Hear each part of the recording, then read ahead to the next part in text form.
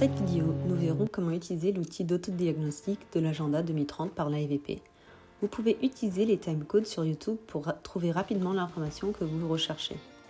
Après avoir élaboré l'agenda 2030 en 2018 pour adopter les objectifs de développement durable de l'ONU au contexte des villes portuaires, l'AEVP a souhaité accompagner ses membres dans la réalisation de ces objectifs dans leur plan de développement à travers la création d'un outil d'autodiagnostic.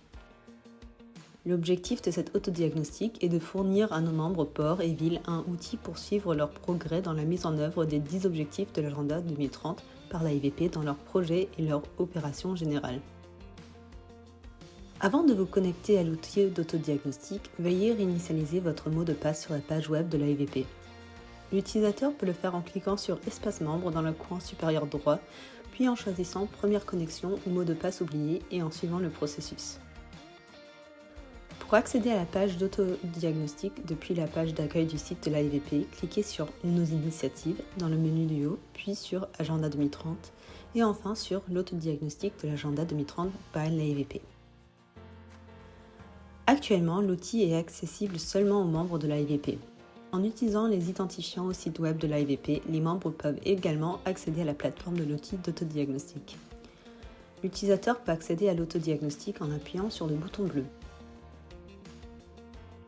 Pour collaborer avec des collègues, nous vous recommandons d'utiliser les mêmes identifiants. Cela permet aux collègues de voir ce que les autres ont fait et de discuter des questions qui peuvent nécessiter une autre perspective. À ce stade, l'utilisateur peut également choisir la langue dans laquelle il souhaite compléter l'outil d'autodiagnostic dans le coin supérieur gauche. L'outil d'autodiagnostic est disponible en anglais, en français et en espagnol. Lors des connexions suivantes, l'utilisateur sera directement dirigé vers le tableau de bord. Lors de la première connexion à la plateforme d'autodiagnostic, l'utilisateur sera invité à répondre à quelques questions afin de fournir des informations de base sur sa structure. Les 3 types de structures identifiées sont les autorités portuaires maritimes, les autorités portuaires fluviales et les villes portuaires. La page du tableau de bord est la première page qui s'ouvre lorsque l'on accède à la plateforme de l'outil d'autodiagnostic. L'utilisateur y trouvera les informations relatives à sa structure ainsi que le lien vers la page de l'agenda 2030 de l'AEVP s'il a des questions concernant les objectifs ou le but général de l'agenda sur le côté droit. Au centre de la page, 2 sections principales, les mises à jour de l'équipe de l'AEVP et les objectifs de l'outil d'autodiagnostic qui sont en cours. La section des mises à jour informera l'utilisateur de toutes les mises à jour apportées à l'outil pour assurer la transparence. Les objectifs commencés par l'utilisateur lors de sessions précédentes seront identifiés sous cette section.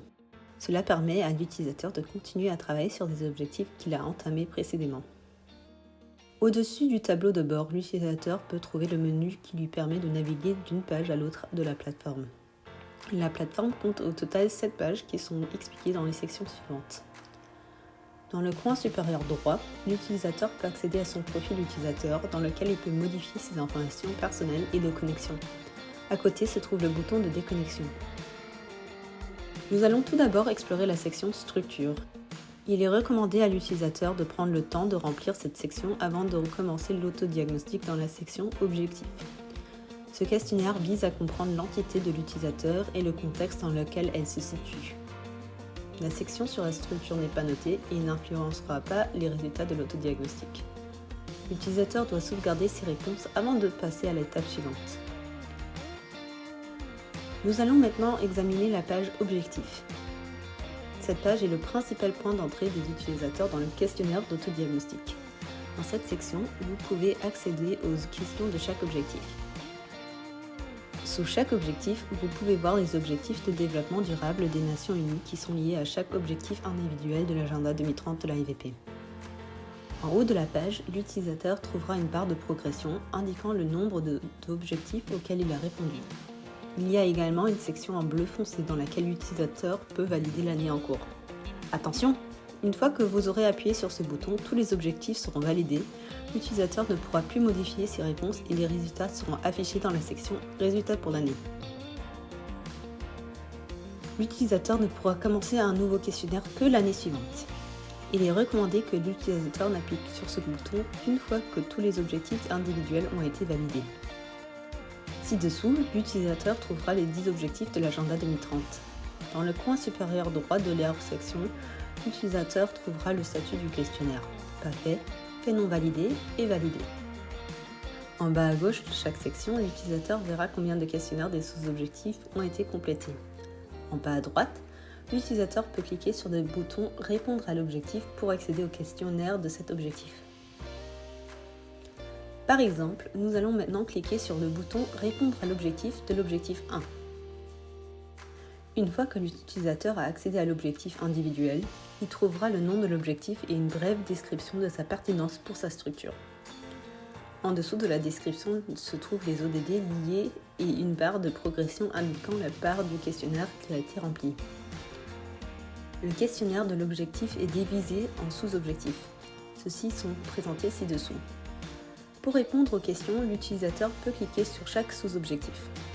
Par exemple, en cliquant sur l'objectif 1.1, répondre à l'objectif, 3 questions apparaissent. Une fois que l'utilisateur a saisi les sous-objectifs, il trouve les questions pertinentes. Chaque question est suivie de propositions de réponses. À droite de certaines questions, l'utilisateur peut trouver des lectures connectées tirées des bonnes pratiques et des articles du site web de l'AIVP. Celles-ci fournissent des exemples. Avant de passer à un autre sous-objectif, l'utilisateur doit sauvegarder la section. 2 options de sauvegarde de la section sont proposées après les questions. L'utilisateur peut soit sauvegarder et quitter la section, soit sauvegarder et passer à la section suivante. L'utilisateur peut revenir et modifier ses réponses plus tard, jusqu'à ce qu'il valide l'objectif.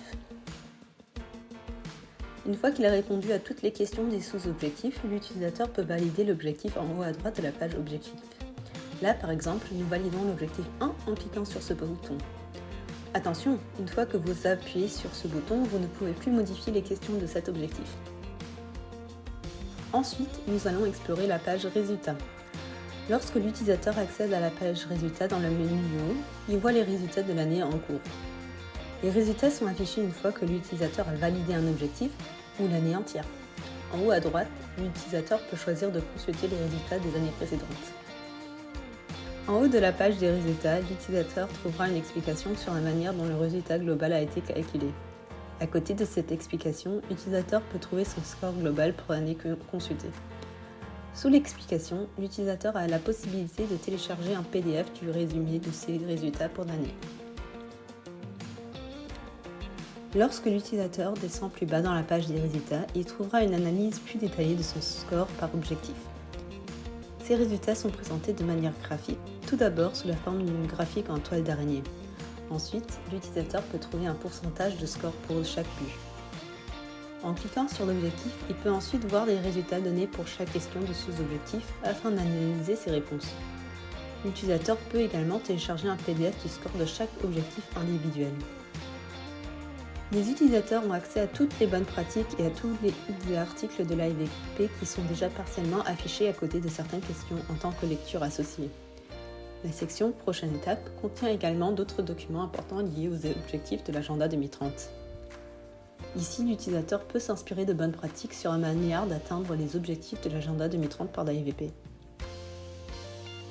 Enfin, nous nous penchons sur la section glossaire. Vous y trouverez une définition de tous les termes et concepts qui ont été jugés peu clairs ou confus par l'équipe de l'AIVP. Les termes sont classés par ordre alphabétique. L'utilisateur peut également les rechercher en utilisant la barre de recherche en haut de la page. Si vous avez des questions ou commentaires lors de l'utilisation de l'outil, vous disposez d'une section sur toutes les pages pour contacter l'équipe de l'AIVP. Nous espérons que cette vidéo vous aura aidé. À bientôt!